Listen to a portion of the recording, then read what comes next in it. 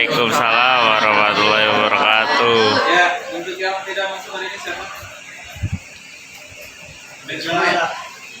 Masuk semua Pak. Ada semua Pak. Nihyo. Ya, semua ya. Baik, sebelum mulai kita berdoa dulu. Silakan Zaki, berdoa. Zaki, berdoanya. Sebelum mulai kita doa dulu. Doa mulai.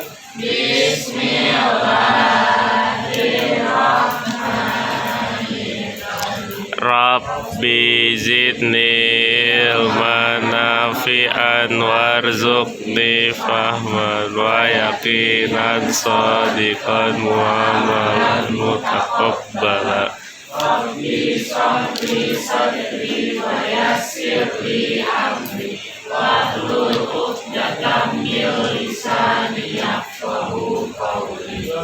Salam. Assalamualaikum warahmatullahi wabarakatuh. Jadi semua ini ya, alhamdulillah. Baik, untuk hari ini saya coba jelaskan tentang materi kebinekaan ya, kaitan dengan materi sesuai dengan yang ada di sekolah. Cocok lah menurut saya. Jadi materi kebinekaan itu udah banyak kaitan dengan yang nasional, kaitan dengan banyak hal lah. Saya ambil yang materi yang kelima di sini, menuju sekolah damai, sekolahku yang damai. Nah, jadi untuk di sekolah damai ini ada beberapa hal yang ingin kita capai. Yang pertama kaitan dengan apa yang pembelajarannya. Setelah kalian nanti belajar atau mungkin diskusi tentang hal ini, mampu menganalisis apa saja ancaman dan kerentanan yang terjadi di sekolah. Nah, jadi hal-hal yang berkaitan dengan kira-kira kalau ingin damai kira-kira ancaman yang apa? Kemudian kerentanan yang muncul apa? Kalau ancaman biasanya munculnya dari mana? Dari luar ya, dari luar, pihak luar. Kemudian kalau kerentanan di dalam, salah satunya pasti kalau kerentanan itu apa kira-kira kerentanan? Kayak bully, ya, bully itu termasuk kerentanan. Kemudian juga faktor lingkungan juga termasuk. Kemudian yang terakhir adalah mampu menganalisa apa saja kapasitas yang dimiliki sekolah. Kapasitas ini dalam artian ini keunggulan sekolah. Nah, kira-kira sekolah kita itu unggul di bagian mana? Bagaimana dengan sekolah yang ada dalam bakat? Ada eskalatornya. Yang ada liftnya, nggak capek bolak-balik ya. Jam pulangnya fleksibel. Jam pulangnya juga. Yang ada pintu. Punya pintu. Pakai AC, Pak. Pintunya oh ya ini nggak ada ya. Ya. Kalau sekolah kita kan sekolah alam. Alam. Jadi bersatu dengan alam. Kalau bersatu dengan alam, kalau ditutup nanti nggak bersatu. Alasannya aja. Terbuka aja tuh, Pak. Iya, apa tidak apa? Bebas. Oh, bebas mengekspresikan diri. Tentunya kebebasan adalah kebebasan yang tanggung jawab ya. Kebebasan yang punya batas norma-norma tertentu gitu. Ya. Seperti itu. Jadi itu yang dimaksud dengan apa yang kita inginkan ya. Eskalator itu kaitan dengan fasilitas. Kaitan dengan apa yang terjadi keunggulan sekolah. Apa saja langkah-langkah yang dilakukan untuk mewujudkannya. Itu kaitan dengan apa yang digambarkan tadi dan apa saja tantangannya itu kaitan dengan ancaman dan nanti kita coba bahas ya. Kemudian ini rumusnya. Nggak belajar musik, masih ada aja rumus ya di DKI. Di R sama dengan A dikali KR per K. Ini apa nih? Ini rumus apa gitu ya? Fisika kayaknya ada rumus ini deh. Kalau di fisika kan ada titik berat ya. Ya. Tapi kalau di sini R itu resiko. Resiko itu kalau resiko makin besar berarti kedamaian itu akan sulit tercapai. Kalau begitu. Jadi resiko itu harus diperkecil. Resiko yang muncul. Kemudian A adalah ancaman. KR adalah kerentanan. Kerentanan itu saya bilang tadi. Bully itu termasuk. Dan yang K adalah apa tadi kan? sebelumnya? Apa tadi? Ini kaitan dengan kumpulan sekolah tadi. Ada cerita dari benar. Ya. Jadi faktor yang budaya itu banyak dan budaya itu tidak hanya fisik, banyak lagi. Ternyata ada dasar hukumnya. Jadi kalau melanggar ada pasalnya. Langsung misalkan perbulian. Lagi dilakukan oleh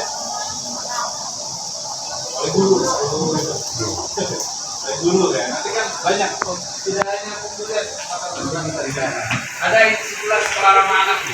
Pengadilan sekolah ramah anak. Konsep sekolah ramah anak. Barisan bersih, aman, ramah, indah, inklusif, sehat, asli, nyaman. Ini ada penjelasan masing-masing ya dari semuanya. Dan dia komponen sekolah ramah anak itu ada sekitar 6. Ada 6 sebagai itu. Mulai dari kebijakannya, pelaksanaan belajar yang ramah anak, pendidikan dan pendidikan yang ramah anak juga ya, sarana dan prasarana, partisipasi dan anak dan anak. Jadi intinya kalau ramah anak itu adalah sesuai dengan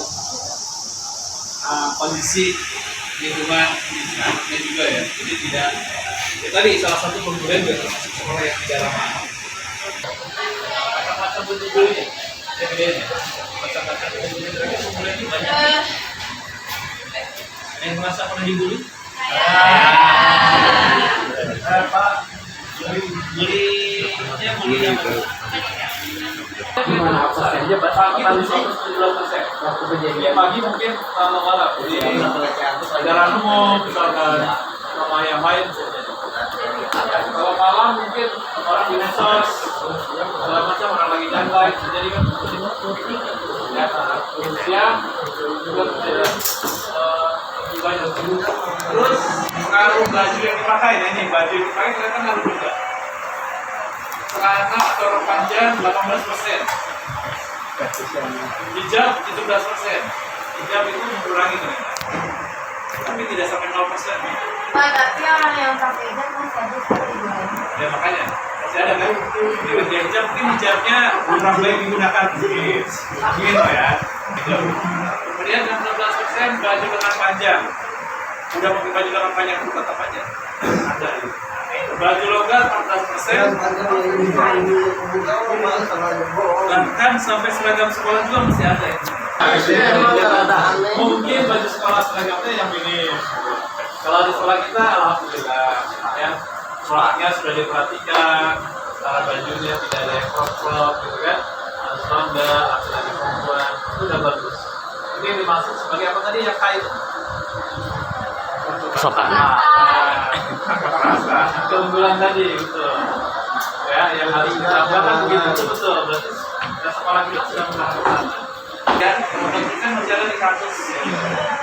Kemudian di transportasi umum 36% di bus, 30% di angkot, 18% KRL. Di ojek online masih ada ternyata 18%. Ya, bisa ya? Pakai ojek online bisa jadi gini ada? Ada? Nggak ada ya? Ekspektasi Pak.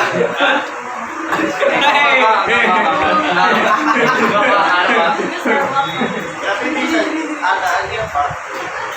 Kalau di sini di ojek taksi konvensional juga ada, tapi 6%. Masih ada terjadi itu. Luar biasa ya. Kemudian ini reaksi saksi saat terjadi pelecehan. Diskriminasi ini mungkin yang kalian tulis sebuah yang paling yang sering suka muncul ya. Mudah-mudahan tidak terjadi di sini ya. Jadi diskriminasi berbeda. Jauh ya. Batasan pensiun atau kemunculan secara langsung atau tidak berdasarkan perbedaan agama, suku, ras, etnik, kelompok, golongan, sosial, status sosial juga kadang sering terjadi. Status ekonomi dan aspek kehidupan lain. Jadi diskriminasi itu dalam artian perlakuan. Perlakuan ini bisa perlakuan sekolah ke kalian atau antar teman juga. Kita berteman dengan siapapun. Tidak mandang dia kaya, dia miskin, dia itu punya uang, dia pakai mobil ke sekolah gitu, atau dia jalan kaki ke sekolah. Jadi yang dilihat adalah seperti itu. Jadi yang dilihat malah tongkrongan. Tongkrongannya apa yang dia bawa, apa yang dia takutkan. Jadi lebih baik berteman dengan artinya dengan orang yang baik. Dia dilihat dengan status sosial atau yang lain. Apalagi karena ras. Dia misalkan dia orang Padang gitu. Dia orang Batak misalnya. Atau dia orang Sunda gitu. Tidak seperti itu. Ya, saya rasa kalau Salomo tidak terjadi di Islam.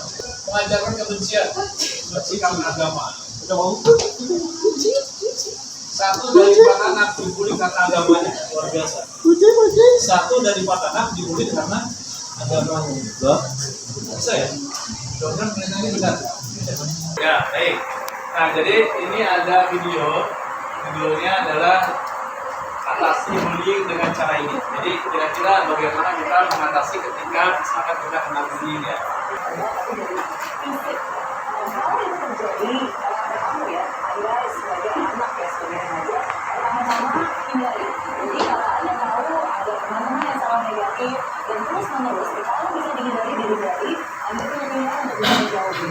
Tapi kalau itu tidak bisa dilakukan, harus cerita. Jadi walaupun dengan Anda cerita, mungkin Anda takut nanti kalau cerita sama, nanti kalau Anda waktu jadi balik lagi, jangan sampai cerita kalau memang Anda punya solusi. Banyak cara bisa menghentikan itu. Bukan berarti kita ada sekali langsung beranak ya, tapi banyak cara. Tapi kalau kamu tidak cerita, tidak akan ada yang tahu, tidak akan yang bisa memberikan pertolongan kepada kamu. Jadi bagaimanapun juga harus diceritakan. Dan sebagai orang tua, menurut saya kadang anak itu tidak cerita ya, tapi kita bisa melihat indikasinya. Nah, indikasi atau akibat dari orang-orang atau anak-anak yang dibully itu biasanya bisa terlihat. Terlihat dari nilainya di sekolah yang mungkin merosot. Oke, dilihat juga dari fisik, apalagi kalau misalnya ada fisik abuse, ya, mulai terlihat kok ada lebam-lebam, oke, atau anaknya jadi lebih kurang percaya diri, jadi lebih pendiam, lebih menutup diri. Nah, ini adalah indikasi something's happening, ada yang terjadi. Oke, lakukan pendekatan untuk dibicarakan. Bukan berarti solusinya berarti langsung harus dilabrak, ada berbagai macam cara tergantung dan itu harus bisa dibicarakan bersama. Bisa dibicarakan dengan anaknya, klarifikasi, dibicarakan juga dengan guru dan juga dengan sekolah, ya, dan dicari beberapa alternatif apa yang sebaiknya harus dilakukan. Jadi kadang ketika seseorang itu merasa sangat terpukul, sangat down dan merasa dirinya tidak berharga, dia hanya butuh tempat di mana dia merasa dirinya diterima. Tentu saja kalau usianya masih muda, butuh bantuan orang sekitarnya dan orang tua itu sangat memberikan pengaruh yang sangat positif. Orang tua sangat berperan. Oke, ini satu quotes yang selalu menyemangati saya. Satu hal yang saya selalu ingatkan kepada diri saya sendiri. Kita lihat quotes berikut. The greatest love of all is learning to love yourself. Anda tidak perlu merasa bahwa Anda dicintai oleh semua orang dan disukai oleh semua orang, nggak perlu. Oke? Dan memang tidak mungkin semua orang pasti akan mencintai Anda, nggak mungkin. Akan ada orang-orang yang tetap aja nggak suka, akan ada orang-orang yang mungkin akan berkata negatif tentang Anda. Tapi yang paling penting bukan apa kata mereka kepada Anda, tapi apa kata Anda terhadap diri Anda sendiri. Dan cinta yang paling berharga adalah ketika Anda bisa menghargai dan mencintai diri Anda sendiri. Kadang hidup memang terasa berat untuk dijalani, dan seringkali kegagalan dan kata-kata yang menjatuhkan membuat Anda merasa bukan siapa-siapa, membuat Anda merasa rendah diri dan tidak berharga. Tapi hari ini saya ingin bilang, Anda berharga, Anda sangat berharga. Tidak peduli apapun kekuranganmu, apapun kesalahanmu, apapun masa lalumu, Anda tetap berharga. Anda pintar, tangguh, dan Anda adalah sosok yang unik dan hanya ada satu di dunia ini. Jadi, jangan membenci diri sendiri hanya karena Anda patah hati. Jangan merasa rendah diri jika Anda dijauhi. Jangan berkecil hati walaupun mungkin Anda dibully. Jangan pernah merasa Anda tidak pantas hanya karena orang bilang Anda tidak berkualitas. Jangan pernah hilang harapan hanya karena Anda pernah mengalami kegagalan.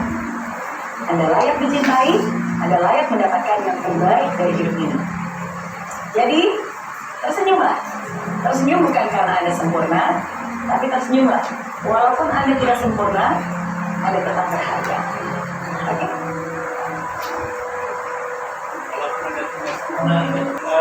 Saya pikir cukup ya untuk penjelasan kaitan dengan apa yang sudah disampaikan itu sekolah kedamaian.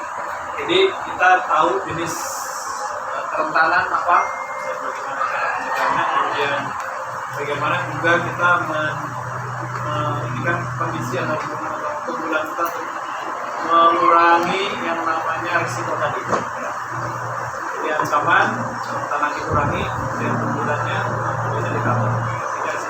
Baik, cukup. Saya rasa untuk penjelasan BDK ini, terima kasih atas perhatiannya. Kita tutup. Assalamualaikum warahmatullahi wabarakatuh.